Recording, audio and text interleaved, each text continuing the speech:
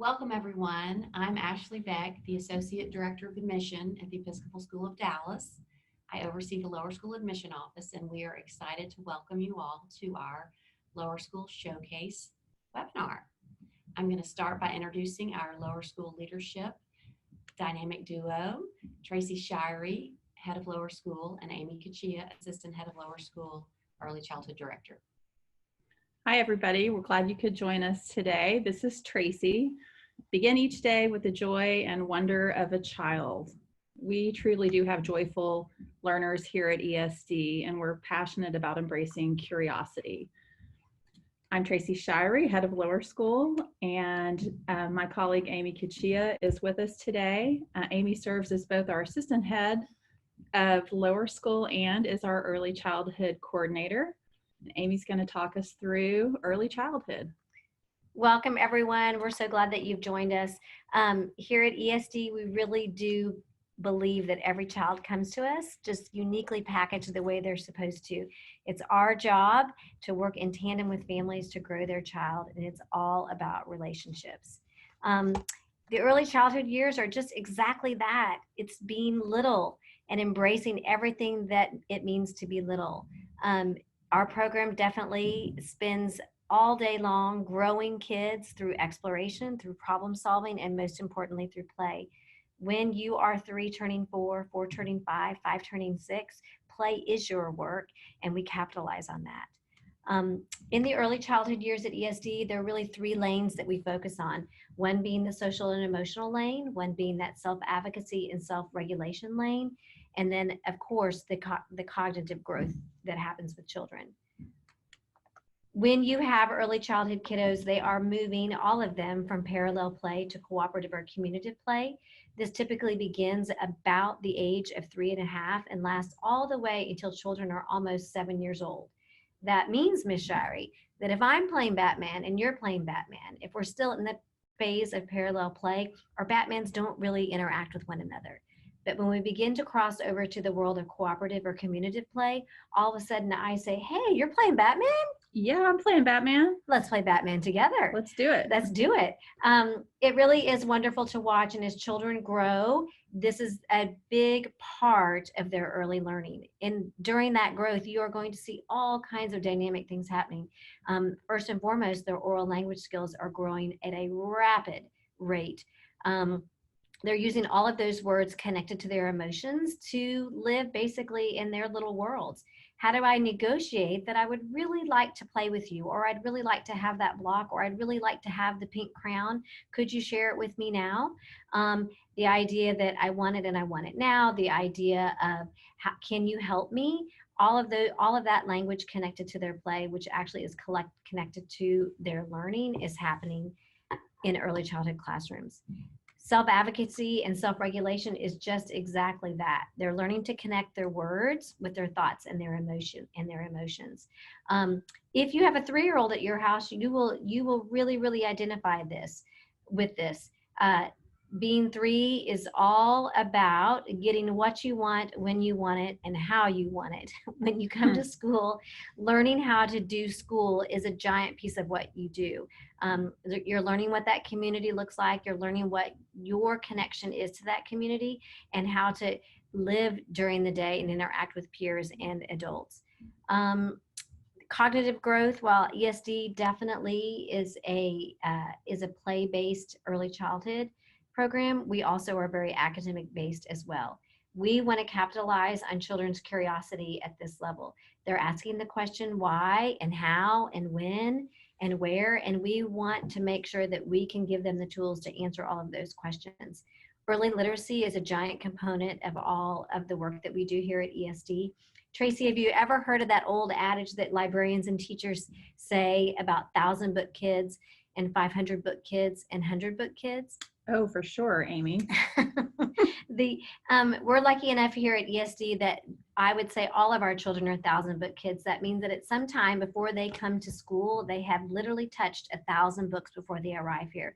As you can imagine, children that are exposed to literacy at an early age have a natural inclination to wonder about letters and words and sounds and why they mix together. One of the things that we also know, research tells us that spatial reasoning is a huge indicator of success and how kids are acquiring number sense. The idea of identifying numbers, what do numbers stand for, how do you manipulate them.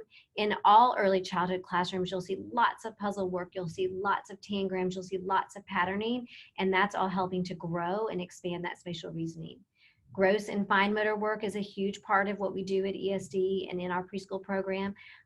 We know that if your core muscles are strong, then your fine motor muscles are strong. And when those things are working together, what happens in your brain is that you cross what is the midline. The creative part of your brain begins to talk to the cognitive part of your brain, and it's as if all synapses are firing at the same time. All of our little learners are exposed to the same enrichment classes at ESD. They go to Spanish, science, music, art, and drama every other day. And even in those enrichment classes, that 8-to-1 ratio is something that we really try to stay true to. Ms. Shirey, once they leave the first floor at ESD, what can we expect? Moving on up. That's the theme song playing in my head right now, Ms. Kuchia. We have 1st through 4th grades on the 2nd and 3rd floor at our school. And I'm excited to tell you about our elementary program today. So one of the keys to elementary education at ESD is really thinking about the role of teacher and the role of learner. And we believe the teacher's role is that of a coach, a guide on the side, if you will. We don't look at children as buckets to fill, but rather as children to get curious about, to know them as learners, thinkers. We often say, your child will be known here. We believe that, not just knowing their name, but knowing their interests, knowing where their God-given strengths are, where are those areas that are harder for them, and how do we partner with kids by knowing them to optimize learning. And we do this by providing experiences with critical thinking, lots of hands-on learning, service opportunities, and leadership. So we use intentional curriculum so that children can grow and learn. And when we think about readers and writers, we use a workshop approach to literacy. This is not a new approach. It's been around since the mid-60s, but it isn't necessarily as prevalent in the South as it is in the North and the Northeast. It's steeped in research from Columbia Teachers College, and basically what it means is we honor the stories that our writers and readers come to us with. Wherever they are on their journey, we meet them there and take them as far as we can. So we like to talk about this as teaching without a ceiling. So oftentimes, and Amy knows this a good bit, we get questions from families and parents who say, how will my child's needs get met? Well, we do that. We call it differentiation in education, and we do that by providing curriculum that allows us to teach without a limit. So we get to know your children, we teach to those strengths, and we take them as far as they need to go. Again, knowing that we're not trying to fill a bucket, that we're trying to engage a learner. And we also use a phonics and word study programs. So phonics, especially at the kinder and first grade levels, is an important part of literacy acquisition. We follow that with word study, where we can individualize a bit more and help kiddos understand not just how to spell words, but word meanings. And so that carries on through 4th grade. As we move into our math program, we are an everyday math program school. We have been through 3 renditions now of the everyday math program, and we have the statistics from both teachers who have used the program, kiddos who have performed well, and then data from ERB scores to show the success we've had with this spiraling curriculum. What I love about everyday math is that it is a hands-on math program first, and then we go into abstract. So kids, while many can come reciting math facts, and that's perfectly fine, we want them to know the meaning of what multiplication is. So being able to model arrays with Unifix cubes, or to show us how to manipulate numbers to foster understanding is really important.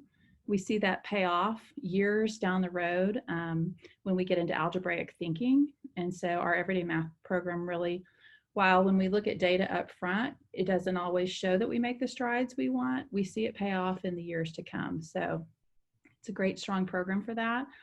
We also recognize that there are a lot of strong math supplements. So we will pull from other programs like Singapore Math. We'll pull from Marcy Cook, specialists in the field, to make sure that we're meeting our students' needs. And one thing we did add the past couple of years as we worked with teachers and our math coach, Ms. Skelton, was how do our mathematicians really talk about their mathematics, their learning. And so we added a reflective math component to our curriculum where children can't just say, well, I added 4 plus 3 and got 7. That's how I solved it. We want them thinking and showing and demonstrating their responses in writing. Much more difficult to do in a higher level of learning. So that critical thinking part is huge. And we've added this year, because we are in this amazing new space that fosters teacher curiosity, we've added what we call I&E. It's experiential learning through innovation and exploration.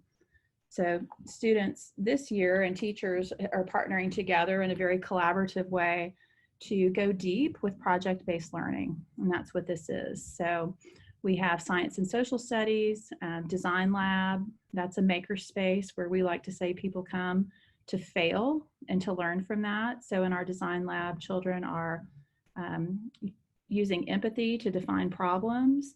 They are then ideating and prototyping and then coming back to the drawing lab to see how they can better their solutions. Students also, we integrate art, music, and Spanish throughout our 4-day rotation. All of those come together when we're working in project-based learning as part of our I&E program. And these pictures that you see here are from a 2nd grade I&E experience where we launched a recycling program and went quite big with it. These kiddos are making paper that they recycled from lower school, and they've taken the paper that was being thrown out, they've shredded it, they put it through blenders, they ironed it out, and they're making art paper that they will then use for an art project in their art class.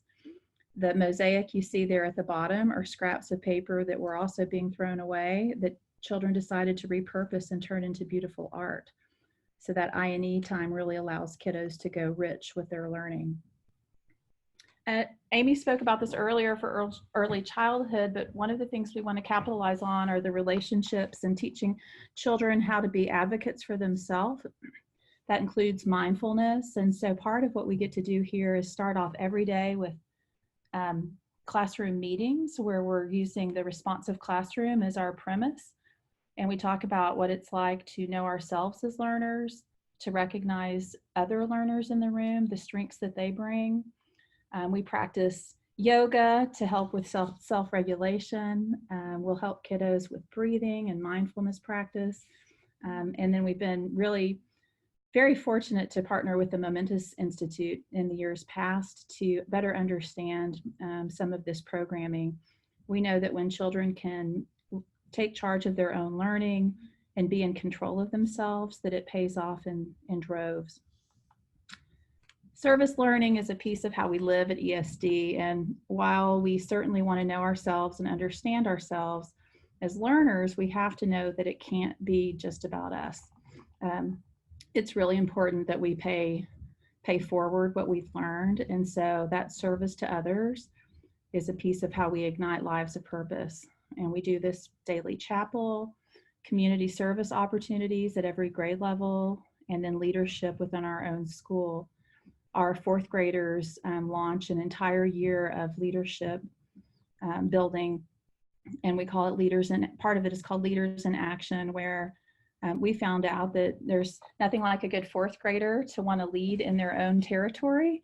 So they start off every day helping somewhere in the building, whether that's in chapel or helping science lab teachers set up, helping set out snacks with some of our custodial staff, helping in the office, or whatever the needs are. Our 4th graders are proud and out in the lower school community helping with leadership. In this next picture with the students reading, we have some fourth graders who are volunteering their time reading with kindergarten students. And we know the power that comes from these types of combinations with older kids and smaller kids reading together and learning together. It's quite special. So our daily schedule is not unique to elementary school, but it is a piece of how we live here. Somewhat different is a rotation schedule that we have. We are on a 4-day rotation schedule for enrichment classes. So students see art, music, and design lab once every 4 days for 45 minutes. And then they're on a 2-day rotation for Spanish, science, and social studies. Reading, writing, math, phonics, and word study are core to our curriculum. And so those are daily academic activities, as are the social emotional components to our education, which involve chapel, class meetings, PE, and recess. Lunches are an important part of our day at ESD, and all kindergarten through fourth graders attend lunch in our dining commons. We have quite a variety of options for students to eat. There's hot lunch, there's cold cuts, sandwiches, all sorts of delicious foods they get to choose. And if you'll notice in the picture, we have students sitting around round tables, and those are intentionally designed.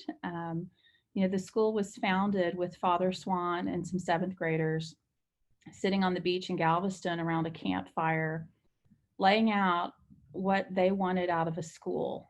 And so that idea of inclusivity and everybody having an equal part in the planning process is big here. And that's why you see the round tables here in our dining commons.